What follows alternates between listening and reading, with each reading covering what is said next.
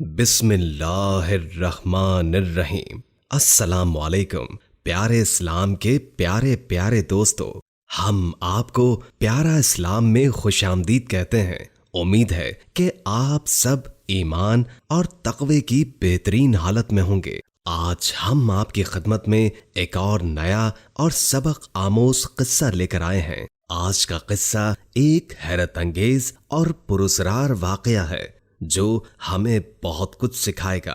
किस्सा शुरू करने से कबल नए आने वाले दोस्तों से दरखास्त है कि इस वीडियो को लाइक कर दें और हमारे चैनल प्यारा इस्लाम को सब्सक्राइब कर दें और बेल आइकॉन को भी दबा दें ताकि आपको हमारी नई आने वाली वीडियोस का पता चलता रहे।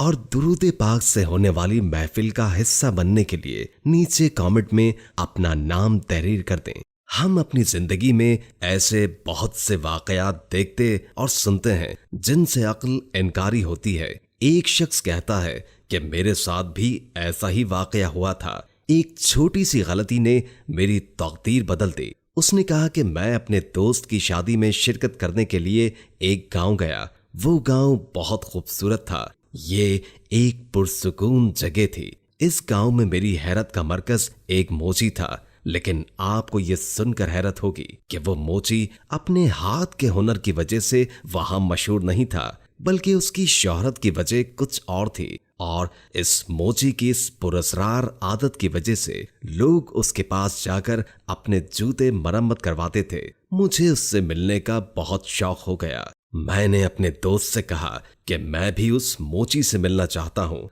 मैं और मेरा दोस्त उस मोची से मिलने के लिए चल दिए। लेकिन हम वहां जाकर हैरान हुए कि उस मोची की ना कोई दुकान थी और ना ही कोई कारखाना था, बल्कि वहां एक दरख्त के नीचे उसने अपना अड्डा जमा रखा था। उसके पास मुख्तसर से औजारों पर मबनी एक छोटा सा संदूक, पैरों में बोसीदा और पुराने जूते और उसके बैठने के लिए एक छोटा सा कुशन। मेरे दोस्त ने कहा कि इस जगह को मोची की मलकियत समझो। गांव वालों ने बहुत कोशिश की लेकिन उसने अपनी जगह न छोड़ी। अब सब थक हार कर बाज आकर उसको कहना छोड़ चुके थे। ये मोची पिछले 32 सालों से यहाँ है। जब मेरा दोस्त मुझे ये सब कुछ बता रहा था तो हम वहीं से गुजर रहे थे, लेकिन वो मोची उस वक्त अपनी दुकान पर मौजूद नहीं था। मेरे दोस्त ने मुझे उस मोची के बारे में मजीद बताते हुए कहा कि ये मोची किसी भी शख्स का जूता अपने हाथ में लेकर उसके मुस्तकबिल के बारे में बता सकता है और उसे आने वाली परेशानी या मुश्किल से आगाह कर देता है ताकि वो शख्स आने वाली मुसीबत से कुछ हद तक बच सके। अब मेरा तजस्सुस मजीद बढ़ रहा था। हम यहाँ अपने दोस्त की वालिदा के जूते मरम्मत करवाने आए थे और उस मोची के इंतजार में हम वहीं उस दरख्त के तने के नीचे खड़े हो गए। उस दौरान मैंने अपने दोस्त से पूछा कि आखिर इस मोची के पास ये कैसा इल्म है। अगर वो मोची है तो उसके पास ये गहरा इल्म कैसे आया। मुझे जवाब मिला कि इस मोची ने आज से 35 साल पहले इस दरख्त की छांव से दारा उठाने के लिए यहाँ बैठना शुरू कर दिया और अपना काम यहीं शुरू कर दिया। लेकिन गांव में और भी बहुत से मोची थे, इस वजह से उसके पास काम कम आता और कभी कभी इस मोची के पास कोई जूता मरम्मत करवाने ना आता। एक दिन शाम वो खाली हाथ घर को लौटने लगा तो इसी असना में एक बूढ़ी औरत उसके पास आई। वो औरत बहुत गरीब थी और कपड़ों पर जगह जगह पैबंद थे और उसने अपने जूते हाथ में थाम रखे थे। उस औरत ने इस मोची को कहा कि क्या तुम मेरे जूते मरम्मत कर दोगे। उसने कहा क्यों नहीं। उस औरत ने कहा लेकिन बेटा मेरे पास तुम्हें देने को पैसे नहीं है। उस मोची ने कहा कि भला बेटे भी अपनी माओ से पैसे लेते हैं। उस मोची ने बहुत एहतराम से उस बूढ़ी औरत को सामने चादर पर बैठने का कहा और उस बुढ़िया के जूतों को अपने हाथ में लिया। उस बुढ़िया ने कहा लगता है मुझे आज इन जूतों का असल हकदार मिल गया है। बुढ़िया की इस बात पर वो चौंका कि क्या ऐसे बोसीदा जूते भी किसी की मलकियत हो सकते हैं, लेकिन वो बुढ़िया के एहतराम में खामोश रहा। उस बुढ़िया ने इस मोची को एक हकीकी अंगूठी दे दी और साथ साथ कुछ बड़बड़ाना शुरू कर दिया जैसे कुछ पढ़ रही हो और उस दरख्त के गिर्द एक दायरा खींचा और कहा कि बेटा आज से मेरा सारा इल्म तुम्हारा हुआ। तुम ये जूते हमेशा अपने काम के वक्त पहने रखना और इस अंगूठी को भी। उस मोची को कुछ समझ ना आई, लेकिन उसने इस बुढ़िया की बात पर अमल किया और काम के वक्त वो जूते पहने रखता। इसके बाद उसकी दुकान पर रश पड़ गया। उस वक्त उस मोची की उम्र 32 साल थी। एक दफा इसने वो जूते उतार कर काम करना चाहा, लेकिन उसे जल्द एहसास हो गया कि वो इन जूतों के बगैर कुछ भी नहीं कर सकता। हम अभी ये बात कर ही रहे थे कि वो मोची नमोदार हुआ। वो एक सादा शख्सियत का मालिक था। अब उसकी उम्र 50 के लगभग थी। वो एक निहायत सादा शख्स था। मेरे दोस्त ने उसे अपनी वालिदा के जूते थमा दिए। उस मोची ने जूतों की मरम्मत शुरू कर दी और मेरे दोस्त को कहा कि तुम अपनी वालिदा को सफर पर दूर जाने मत देना, उन्हें मौत का खतरा है।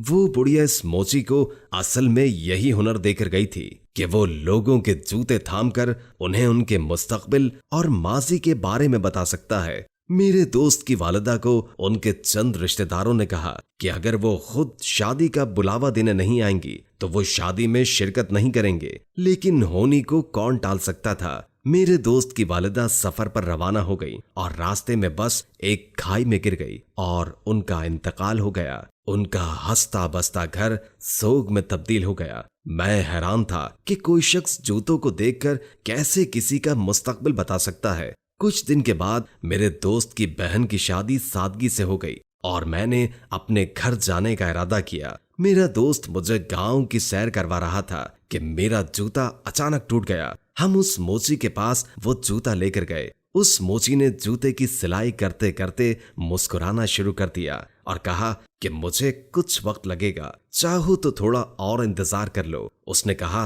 कि तुम्हारा मुस्तकबिल बहुत रोशन है और बहुत जल्द तुम कामयाबी की बुलंदी को छू लोगे। मेरे यकीन में कुछ कमी थी, लेकिन हम वहां से आ गए। मेरे जाने का वक्त करीब आ रहा था। मैं अपने जूते लेने उस मोची के पास गया, लेकिन उस वक्त वहां कोई मौजूद न था। मैंने उसके शागिर्द से अपने जूते वापस मांगे तो उसने कहा कि उस्ताद खुद आकर जूता देंगे। मेरी ट्रेन का वक्त निकल रहा था। मैंने उसे कहा कि मुझे जल्दी है। उसने मेरे सामने 3 जोड़े रख दिए और कहा कि इसमें से जो आपका है वो ले जाइए। मैंने अपने जूते की पहचान की और अपना जूता घर लेकर आ गया। उसके कुछ अरसे बाद मेरा जर्मनी जाने का इंतजाम हो गया। मुझे उस मोची के अल्फाज याद आए। मैं अपनी कामयाबी का सोचते हुए जर्मनी रवाना हो गया, लेकिन मेरी किस्मत ने पलटा खाया और मैं किसी वजह से जेल चला गया और मुझे 5 साल की कैद हो गई। मैंने उन दिनों उस मोची को बहुत कोसा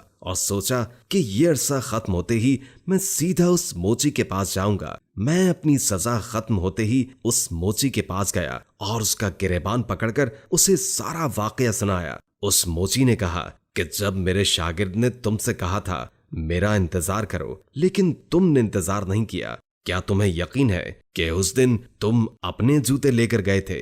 मैंने ये सुनकर उसका गिरेबान छोड़ दिया। मैंने सोचा कि उस दिन जूतों के 3 जोड़े थे और उन पर नाम नहीं लिखा था।